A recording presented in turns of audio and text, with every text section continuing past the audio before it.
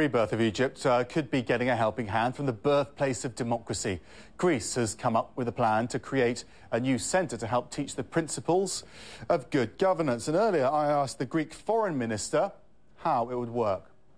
The idea was to have in Greece a centre of democracy, we can call it like this, where we would offer the necessary training and expertise to young politicians, political figures that are emerging in the Arab world, and also to give some training and practical guidance to political parties that are emerging in the Arab world. So this is in brief the idea we have. It is in symbolic terms, first of all, but then I think also very much in substance. And everybody is invited to cooperate with us, especially our partners within the European Union. So a young high-flying opposition politician in Egypt, for example, or even in Libya, could come to the home of democracy, Greece, to learn about developing a democracy?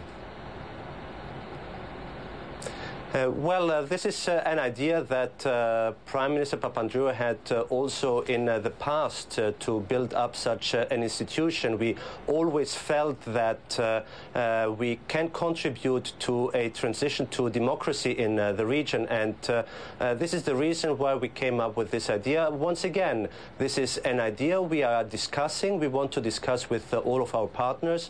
I had the opportunity also today here in New York to discuss this with the Secretary General of the United Nations, Mr. Ban Ki-moon, and I will also have the opportunity on Sunday to discuss this with my colleagues from the European Union at a special session that we will have within the European Union on the developments in the Middle East and the wider region of the Middle East. A potentially controversial point that may come up is that you could be accused of patronising ancient civilisations like Egypt, which are ancient in their own right, suggesting that actually you need to come to Greece to learn about democracy and they can't do it themselves. What do you say to that?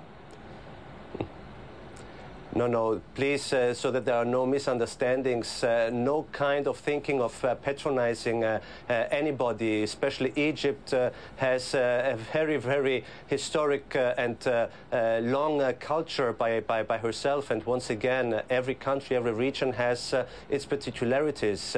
No patronizing at all, this is not the idea. We want to be helpful, we want to contribute to this process of democratization, and let us not forget this will be a process that will take long. It might also be painful, and this is the idea, just to be constructive and to be able to contribute, and no patronizing at all. This is far away from our thinking.